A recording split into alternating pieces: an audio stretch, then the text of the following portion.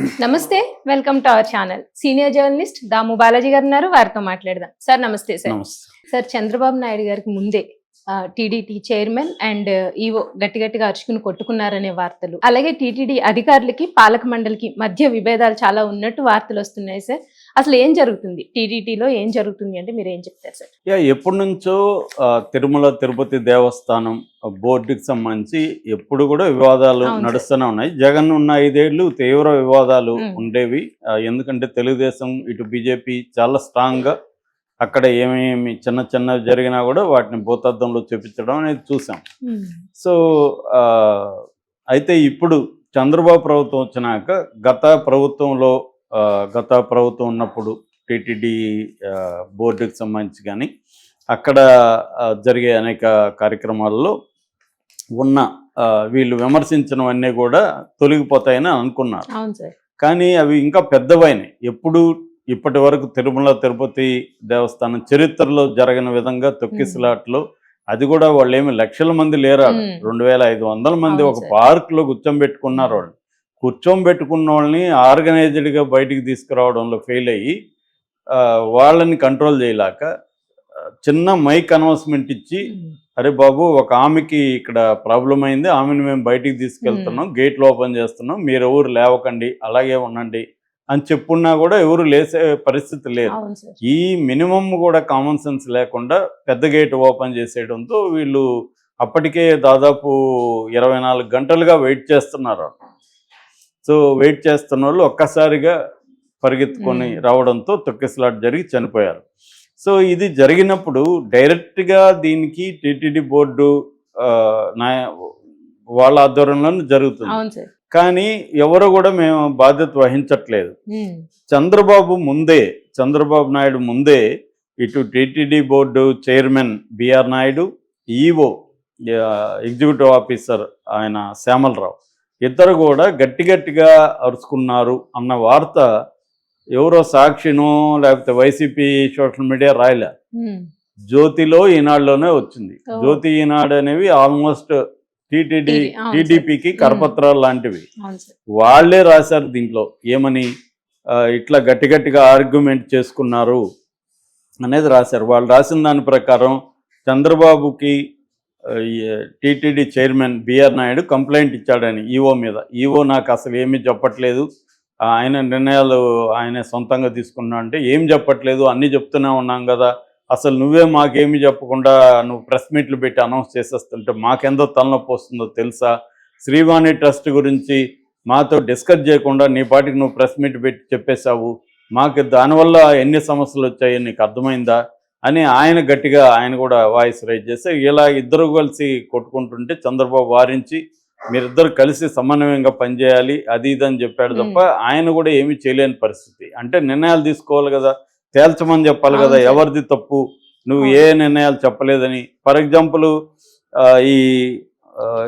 ఈ ముక్కోటి ఏకాదశికి సంబంధించిన ఏర్పాట్లకు సంబంధించి 15 సమావేశాలు జరిగితే వీళ్ళిద్దరూ కలిసి, అంటే బిఆర్ నాయుడు ఈవో శ్యామలరావు కలిసి ఒక్క సమావేశంలో మాత్రమే పాల్గొన్నారు అని కూడా ఆంధ్రజ్యోతి రాసింది. అంటే అర్థం ఏమిటి, రేపు ముక్కోటి ఏకాదశి జరుగుతుందంటే నాకు అసలు ఏమీ తెలియట్లేదని బిఆర్ నాయుడు చెప్తున్నాడు. అంటే ఒక టీటీడీ చైర్మన్కి అక్కడ జరిగే విషయాల పట్ల అండర్స్టాండింగ్ లేకపోతే ఇంకా ఆయన ఎందుకు, ఆయనన్నా తీసేయాలి, ఆయన చేతగానోడని. ఇది ఇంతకు ముందు రాలేదు కదా ఇటువంటివి, గతంలో మనం ఎప్పుడు వినలేదు. జగన్ ప్రభుత్వంలో చైర్మన్కి ఈవోకి మధ్య గొడవలు అనే మాట మనం వినలేదు. ఫైనల్గా బ్యూరోక్రసీ అనేది పొలిటీషియన్ దగ్గర పనిచేయాలి, ఫైనల్ నిర్ణయాలు తీసుకుంటారు. అతనికి నచ్చకపోతే నన్ను ట్రాన్స్ఫర్ చేయండి సార్ అంటాడు, వేరే దగ్గరికి వెళ్ళిపోతారు. అంతేగాని దగ్గర ఉండి ఇప్పుడు సిఎస్ ఉన్నారు, చీఫ్ సెక్రటరీ ఉంటారు, ముఖ్యమంత్రి చెప్పింది చేస్తారు. వాళ్ళు ముఖ్యమంత్రికి సలహాలు ఇస్తారు, సార్ ఈ నిర్ణయం వల్ల ఈ ప్రాబ్లమ్స్ వస్తాయి సార్ అని చెప్తారు. లేదా ఫ్యాక్చువల్గా మిస్టేక్స్ ఉంటే ఫ్యాక్చువల్ మిస్టేక్స్ చెప్తారు, ఇవన్నీ చెప్తారు. అవన్నీ చెప్పిన ఫైనల్ డెసిషన్ ఎవరిది, చెప్పేవరకే వీళ్ళది. ఫైనల్ డెసిషన్ ఎవరిది అంటే ముఖ్యమంత్రిది. ముఖ్యమంత్రి నిర్ణయం తీసుకుంటే నీకు ఇష్టం ఉన్నా లేకపోయినా నువ్వు అది అమలు చేయాలి, అది సిస్టమ్ ఉండేది.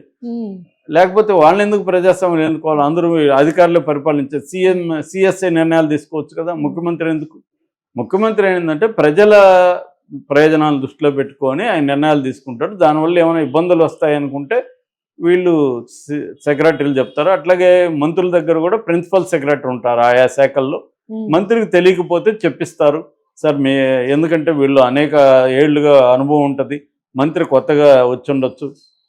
అప్పుడు కూడా మంత్రి చెప్పినా కూడా ప్రజల ప్రయోజనాల దృష్ట్యా నేను ఈ నిర్ణయం తీసుకుంటున్నాను అని కానీ ప్రిన్సిపల్ సెక్రటరీకి చెప్తే ప్రిన్సిపల్ సెక్రటరీ అమలు చేయాల్సింది, ఇష్టం లేకపోయినా. మనకు చాలామంది ఐఏఎస్ ఆఫీసర్లు పుస్తకాలు రాస్తున్నారు వాళ్ళ అనుభవాలు, తెలుగులో కూడా రాశారు. మోహన్ కందా కానీ ప్రసాద్ గారు కానీ వీళ్ళు రాశారు.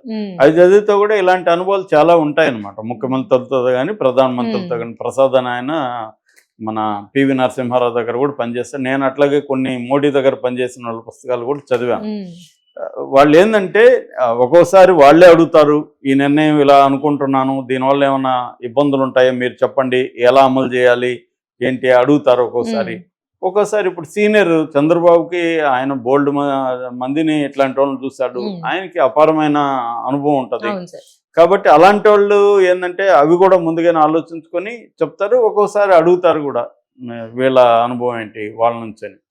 సో అవేమి లేకుండా ఒక బిఆర్ నాయుడు టీటీడీ చైర్మన్, ఆయన గతంలో అనుభవం ఉండకపోవచ్చు కానీ ఆయన నోటీస్కి అయితే తీసుకెళ్ళాలి కదా, నిర్ణయాలు ఏమన్నా ఉంటే ఆయన ఇన్వాల్వ్ చేయాలి కదా. అవేమి చేయకపోతే మరి ఈవోని ఎందుకు చంద్రబాబు నిర్ణయం తీసుకొని ఆయన తీసేయలేకపోతున్నాడు? సో ఇక్కడ ఇప్పుడు ప్రాబ్లం వస్తుంది. అంటే చంద్రబాబుకు కూడా బిఆర్ నాయుడు ఉండడం ఇష్టం లేదా, లోకేష్ కోసం సైలెంట్గా ఉన్నాడా? ఎందుకంటే ఇక్కడ ఇంకొకటి కూడా ఉంది, అసలు ఆంధ్రజ్యోతి రాధాకృష్ణకి బిఆర్ నాయుడిని పెట్టడం ఇష్టం లేదు. అప్పటి నుంచే చంద్రబాబుకి వ్యతిరేకంగా తెలుగుదేశానికి వ్యతిరేకంగా రాధాకృష్ణ చేస్తున్నాడు, ఇలాంటి ఆరోపణలు కూడా ఉన్నాయి. సో ఏదేమైనా ఇదొకటి. రెండవది, చంద్రబాబు సూచన మేరకు పాలక మండలిని సమావేశపరిచారు ఈ విషయం మీద డిస్కస్ చేయడానికి. ఆ పాలక మండలిలో చాలామంది సీనియర్లు కూడా ఉన్నారు. ఇటు భానుప్రకాష్ రెడ్డి, పనబాక లక్ష్మి, జ్యోతిల్ నెహ్రూ, ఎంఎస్ రాజు ఆయన ఎమ్మెల్యే కూడా, మహేందర్ రెడ్డి, ఇలాంటి వాళ్ళంతా కూడా పార్టిసిపేట్ చేశారు మొన్న. ఎవరో కొంత నార్త్ ఇండియా నుంచి ఉన్న ఒకరిద్దరు సభ్యులు తప్ప అందరూ వచ్చారు.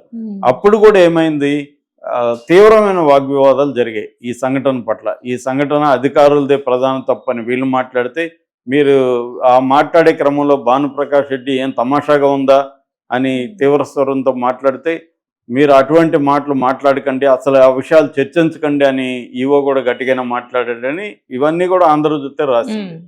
మరి ఈ స్థాయిలో అక్కడ అధికారులకి ఇటు బోర్డు మెంబర్లకి పాలక వర్గ మండలి మెంబర్లకి మధ్య ఇంత ఘర్షణ వాతావరణం ఉంటే ఇంకా నిర్ణయాలు ఏమి జరుగుతాయి?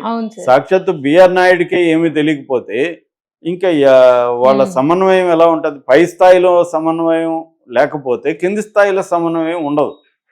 సో ప్రధానంగా దీన్ని ఫస్ట్ చంద్రబాబు అడ్రస్ చేయాలి. ఇక్కడ చంద్రబాబు ఇమీడియట్గా పాలక మండలికి అధికారులకి ఉన్న సమస్యని సాల్వ్ చేయకపోతే ఇంకా పెద్ద ప్రమాదాలు జరుగుతాయి.